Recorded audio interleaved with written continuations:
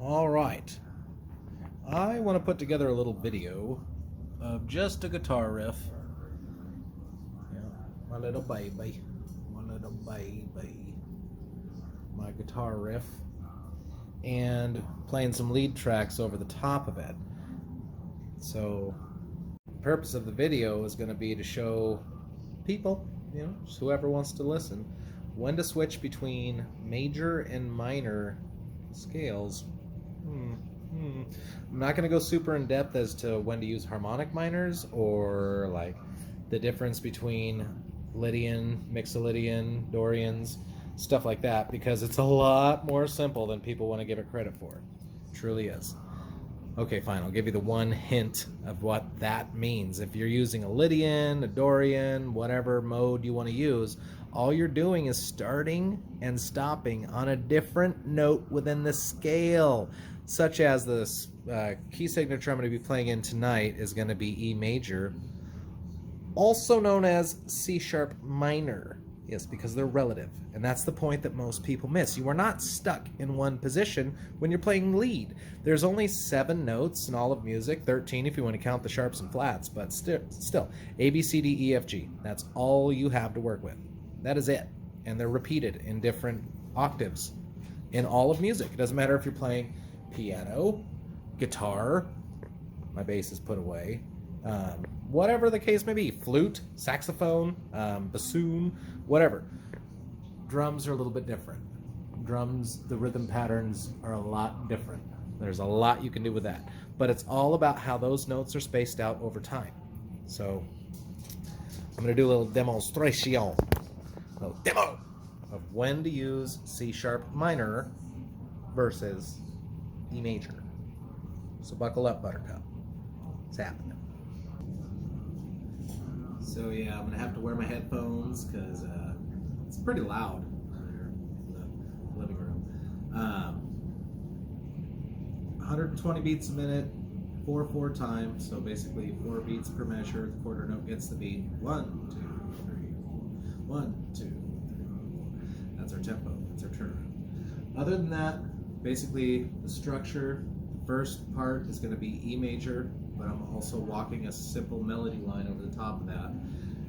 For the second portion, it goes to A major, walking a simple melody line.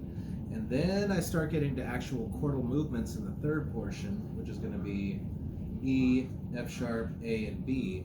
It's not until I get to the third movement, which is going to actually introduce the actual key of the actual song, which is going to be the C sharp minor. Unless you see things in major. Because it all depends. C sharp minor, E major. They're relative. So C sharp being right here. And I'm actually tuned a whole step down on my guitar, so this is not E, that's D. Doesn't matter. The shape, the position, that's what matters. As long as you can build that bridge in your mind, the rest of it will fall into place. So this no longer is C sharp, this is now B. This is no longer E, this is now D. So, yeah, remember that too. Anyways, moving right along. So, I've got a simple metronome clicking on 1, 2, 3, 4. Just a simple metronome to keep me in time. It'll sound like a drum track when I release this video, though. I'll do that much. So it's just a little bit more listenable. A little bit. But to get through all the movements as quickly as possible, it still takes about 3 minutes. So you'll see 3 minutes of me playing the riff, and then you'll see another 3 minutes of me shredding the neck, mashing my fingers way all up high on the tiny strings. You'll see about 3 minutes of that too on the second go. But first go, do my best to let you see what my hands are doing. While also keeping my headphone cable out of the way. All right, here we go.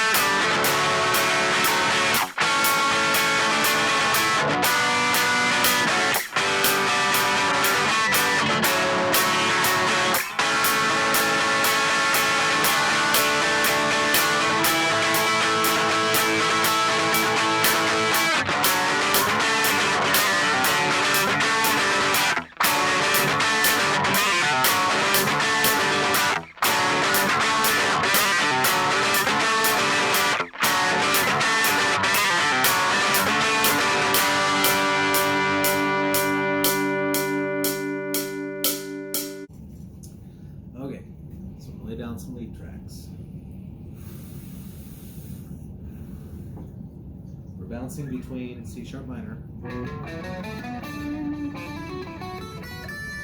and E major.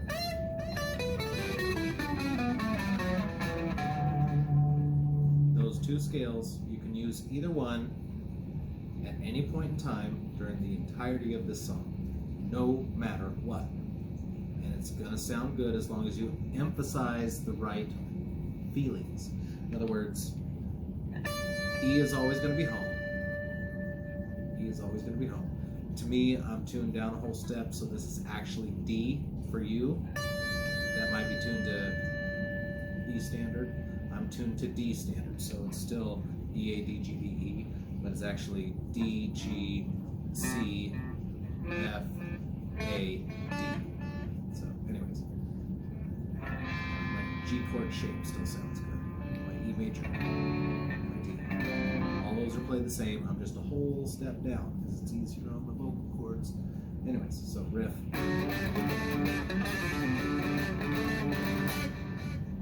Then I'm going to be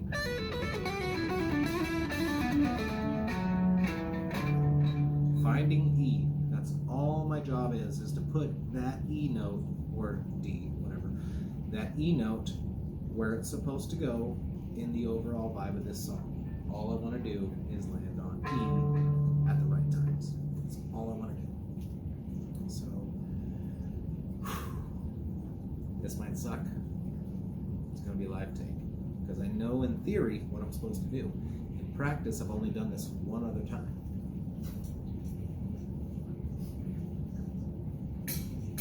One other time.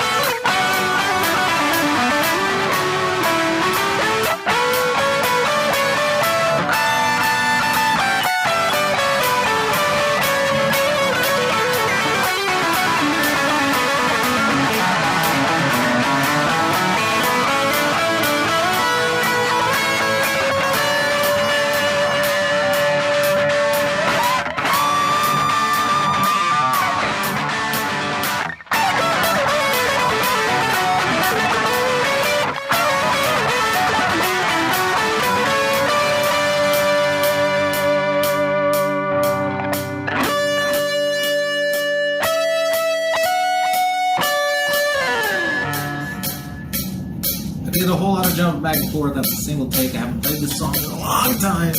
Judge my mistakes harsh.